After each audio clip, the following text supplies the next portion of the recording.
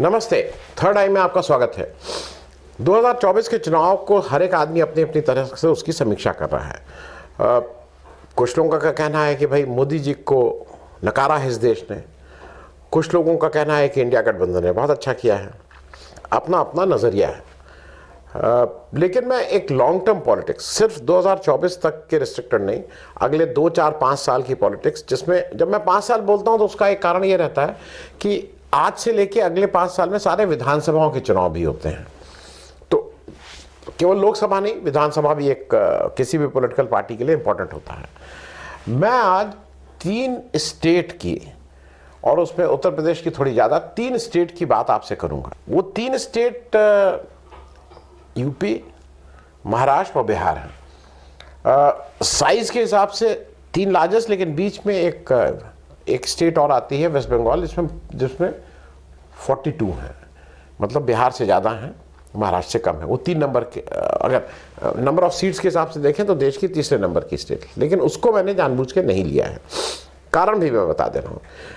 उत्तर प्रदेश, महाराष्ट्र और बिहार, ये तीनों वो राज्य हैं जहाँ पे डबल इंजन सरकार है, जहाँ पे इंडिया अलायंस का कोई लेना देना नहीं है, एनडीए की सरकारें हैं।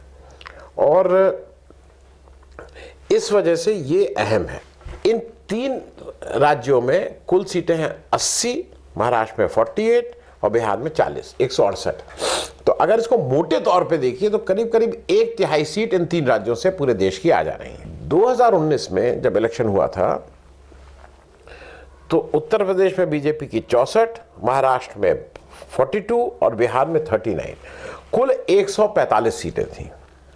और इसके सामने इंडिया गठबंधन की यूपी में 6, महाराष्ट्र में 5 और बिहार में 1, कुल 12 सीटें थीं।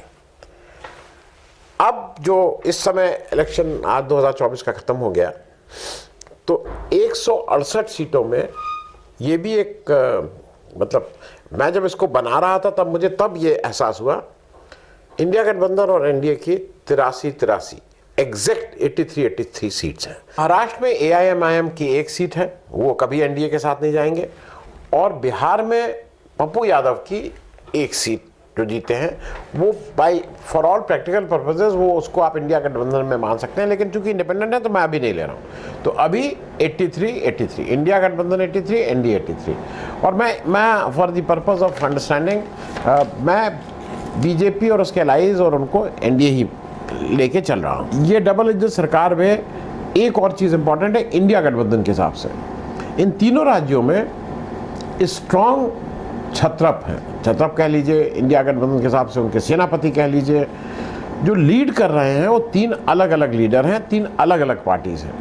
उद्धव ठाकरे जी लीड कर रहे हैं महाराष्ट्र में, यूपी में लीड कर रहे हैं अखिलेश यादव जी, और बिहार में लीड कर रहे हैं तेजस्वी यादव। ये 3, मैं इसलिए इस कंपोनेंट को बताया मैंने कि 3 अलग अलग लोग हैं जिसको लीड, लेकिन सबके वजीर मेरे हिसाब से, सब जगह के वजीर या उनको एक रखने वाले, उनको वो फैसिलिटेट करने वालों में कांग्रेस, और कांग्रेस में भी राहुल गांधी का एक अहम रोल है। जो इस बार के चुनाव हुए उसमें इन 3 राज्यों में एनडीए के 62 सीटें कम हुई हैं। इन 3 राज्यों में दे हैव लॉस्ट 62 और इंडिया का गेन हुआ है 71।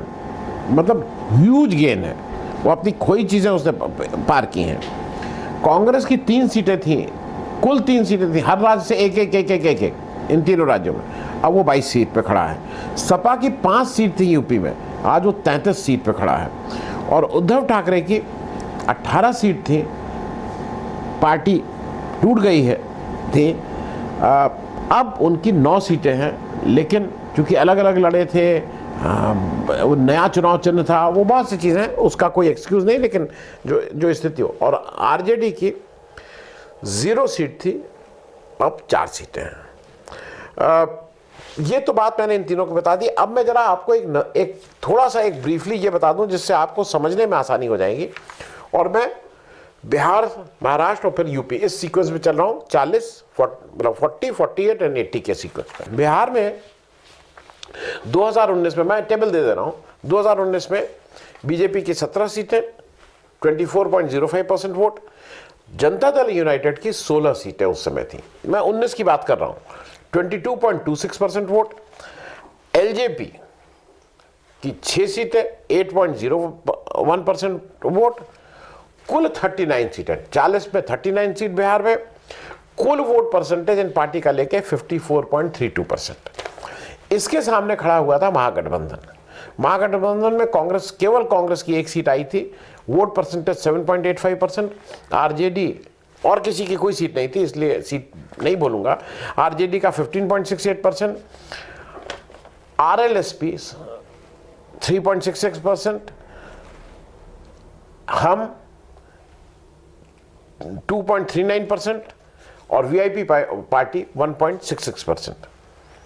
कुल वोट उस समय एक सीट थी और कुल बिहार में वोट परसेंटेज था 31.24%। अब जरा 2024 पे नजर डाल लीजिए। 2024 में बीजेपी की 17 से घट के हो गई 12 सीटें और वोट परसेंटेज घट के हो गया 24 से 20%। जनता दल यूनाइटेड का 16 से घट के हो गई 12 सीटें, वोट परसेंटेज 22 से घट के हो गया 18.52%। लोक जनशक्ति पार्टी की 6 से, उनको इस बार 5 ही सीट मिली थी, 6 से घट के हो गई 5 सीट, वोट परसेंटेज भी ड्रॉप हुआ 8.01 से वो गिर के 6.47% हो गया।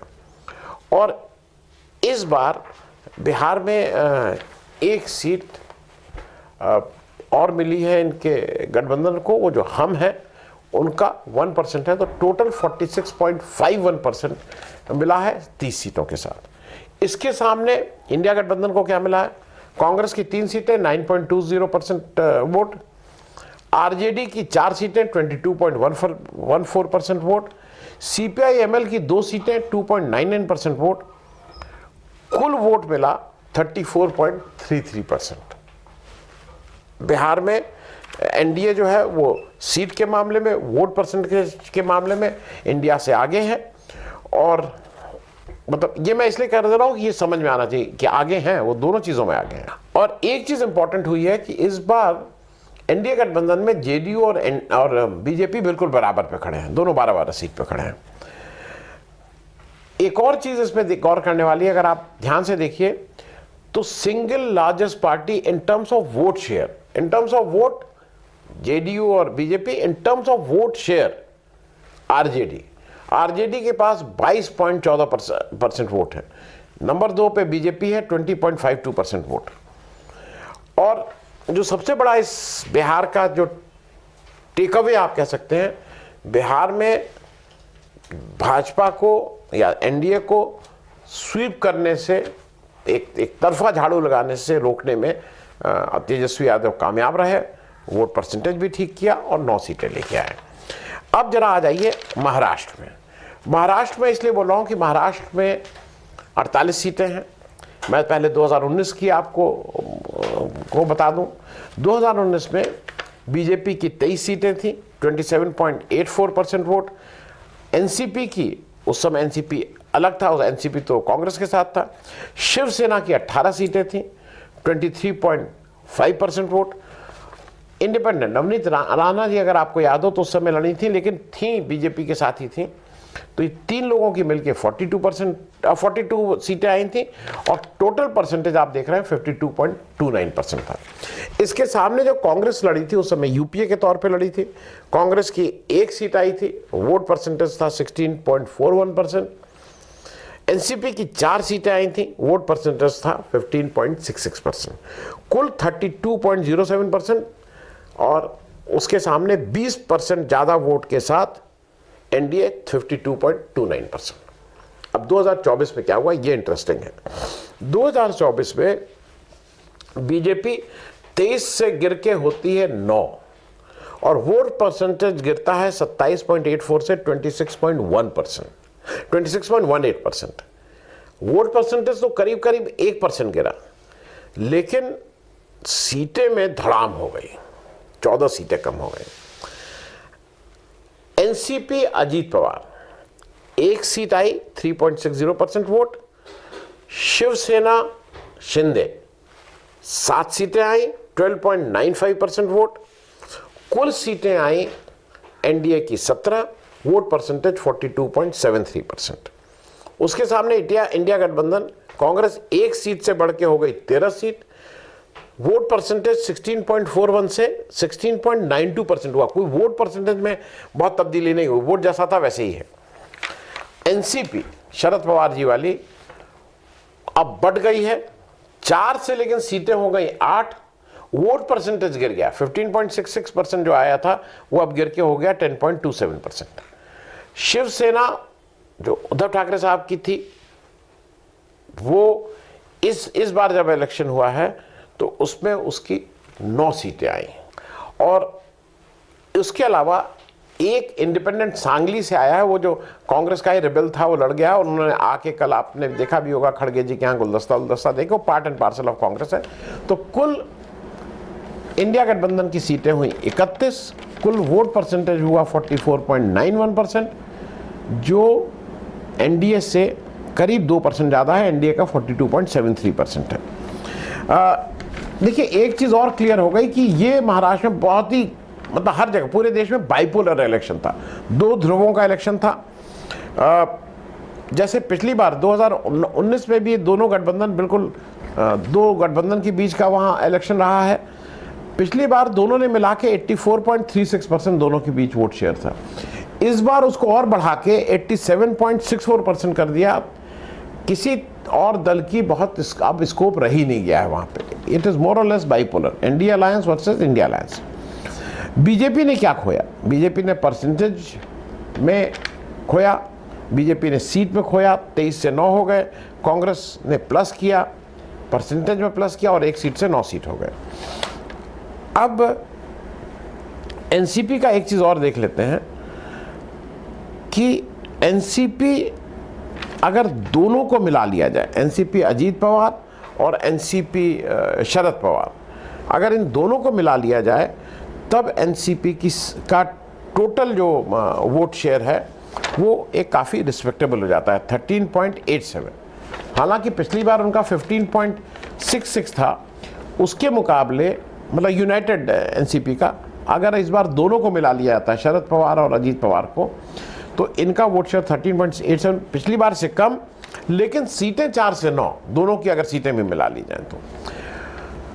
दूसरा, शिवसेना जो थी, दोनों शिवसेना 2019 में 13.5% वोट लाइन थी, लेकिन इस बार दोनों को अगर मिला लिया, अलग अलग लड़ी थी, लेकिन अगर दोनों को मिला लिया जाए, दोनों का वोट परसेंटेज, तो अब की 29.67% है। उनका वोट करीब करीब दोनों अगर मिला लें तो 6% बढ़ा है, पर सीटें 18 से 16 हो गई। दोनों, मैं दोनों का कंबाइंड बोल रहा हूँ। तो ये भी एक इंटरेस्टिंग टेक अवे है। अब अंत में बात कर ली जाए उत्तर प्रदेश की। उत्तर प्रदेश में 80 सीटें, 2009 में, यहाँ बहुत कहने को नहीं, 2009 में बीजेपी की 62 सीटें थी, 49.98% वोट था। अपना दल की 2 सीटें थी, 1.21% था। 64 सीटों में 51.19% एनडीए का था। उसके सामने कांग्रेस खड़ी थी, 1 seat 6.36% vote. Samajwadi party 5 seat 18.11% vote. कुल 6 सीट में 24.47% वोट आया था। इससे दुगने से भी ज़्यादा बीजेपी थी। बीएसपी का मैं सिर्फ जिक्र कर दूं, बीएसपी उस बार सपा के साथ लड़ी थी, लेकिन मैं इंडिया अलायंस की आज केवल बात कर रहा हूं। बीएसपी के 10 सीटें आई थी और उसका वोट परसेंटेज 19.43% था। बीएसपी का इससे कम वोट परसेंटेज नहीं रहा था, नहीं तब तक। अब क्या हुआ? अब 2024 में बीजेपी की सीट 62 से घट के हुई 33, वोट परसेंटेज 49.98 से घट के हो गया 41.37। अपना दल की सीटें 2 से हो गई 1, और वोट परसेंटेज 1.21 से घट के हो गया 0.92%। एक नया प्लेयर ऐड हुआ, आरएलडी, जो पिछली बार बसपा के गठबंधन में था। वो उसको 2 सीटें मिली, वोट परसेंटेज करीब 1.6। कुल 36 सीट के साथ टोटल वोट मिले 43.89% इस बार। और इसके सामने इंडिया गठबंधन के कांग्रेस की 6 सीट 1 से बढ़ के 6 हुई, वोट परसेंटेज भी बढ़ा 9.46। समाजवादी पार्टी की 5 से 37 हुई, वोट परसेंटेज भी बढ़ा 18.11 से 33.59, बहुत बड़ा वो। और ऑल इंडिया तृणमूल कांग्रेस ने 1 सीट लड़ी थी, हार गई, उसका भी 0.47 वोट परसेंटेज है। तो कुल 43 सीटें जीती, वोट परसेंटेज 43.52%, वो एनडीए 43.89, टाई है बिल्कुल 43-43, लेकिन सीटों में अंतर ज़्यादा है। बीएसपी का भी इंटरेस्टिंग होगा। बीएसपी अब 10 से 0 सीट पे आ गई और वोट परसेंटेज 19.43 से घट के अब 9.39% रह गया है। तो एक तो वोट परसेंटेज दोनों का बराबर है। बीजेपी के 8% वोट गिरे, जो बड़ी गिरावट है, क्योंकि ये माना जाता था कि भाई लोकसभा में तो मोदी जी की वजह से वोट बहुत ज़्यादा बढ़ते हैं, तो अब जो ये है इससे कम ही वोट अगले विधानसभा में आएंगे, इसमें भी कोई दो राय नहीं। समाजवादी पार्टी के बहुत वोट बढ़े, पिछले इलेक्शन मुकाबले 15% वोट बढ़े, और मायावती जी अब धीरे धीरे इररिलेवेंट होती जा रहे हैं। लेकिन मैं इसके बरक्स एक बात सिर्फ इसलिए कह दे रहा हूँ कि बहुत सा चल रहा है कि मायावती जी की वजह से इतनी सीटें आ रही, मायावती जी की। मैं अपने साथियों से आग्रह किया है कि मुझे फिर से वो 31 मई का वो जो फाइनल शीट मैंने बनाई थी कि किस जगह से कितनी सीटें, उसका लास्ट पेज आपको दिखा दें, जहां मैंने कहा था कि 35 सीट पे इंडिया गठबंधन आगे, 18 सीट पे एनडीए आगे, एनडीए आगे, और 27 सीट पे, 26 या 27 सीट पे मैंने कहा था फाइट है। ये मेरा उस समय का था सीट वाइज। जब मैंने अभी देखा तो मैंने वो सीटें उठाई जहां वो सीटें जहां पे 40,000 से कम पे हार जीत हुई है। 40,000 से कम हार जीत होने वाली सीटें, मुझे भी आश्चर्य हुआ, 26 है। मैं 26-27 कह रहा था, 26 है। तो 40,000 से कम जो जिसको मैं फाइट की सीटें मान रहा हूं वो 26 है। कहीं कहीं सीट का कुछ चेंज हुआ है, लेकिन ओवरऑल नंबर सेम रहा है, 26 सीटें हैं। उसमें भी एक इंटरेस्टिंग चीज़ ये है कि उन 26 में ऐसा माना जा रहा है ना कि बीजेपी ने सब मैनिपुलेट कर लिया और बीजेपी के, लेकिन जो ग्राउंड रियलिटी है उन 26 में 15 सीटें बीजेपी जीती है इस क्लोज कंटेस्ट में, और 11 सीटें समाजवादी पार्टी जीती है इस क्लोज कंटेस्ट में। इसमें एक ऑब्जर्वेशन और है मेरा, और वो मैं सीट भी दे रहा हूँ, कहाँ कहाँ बीजेपी जीती है इस क्लोज कंटेक्स्ट में। अलीगढ़, अमरोहा, बांसगांव, फरुखाबाद, हरदोई, कानपुर, मेरठ, फूलपुर, उन्नाव, महाराजगंज, मिर्ज़ापुर, मिश्रिख, देवरिया, बरेली, बिजनौर। और कहाँ कहाँ समाजवादी पार्टी जीती है, आंवला, चंदौली, धौरहरा, एटा, हमीरपुर, मुजफ्फरनगर, सलेमपुर, खीरी, मछली शहर, फतेहपुर, बदायूं। ये मैं इसलिए पढ़ रहा हूँ कि एक इंटरेस्टिंग एक दो चीज़ें इसमें से और निकल के आ रही हैं।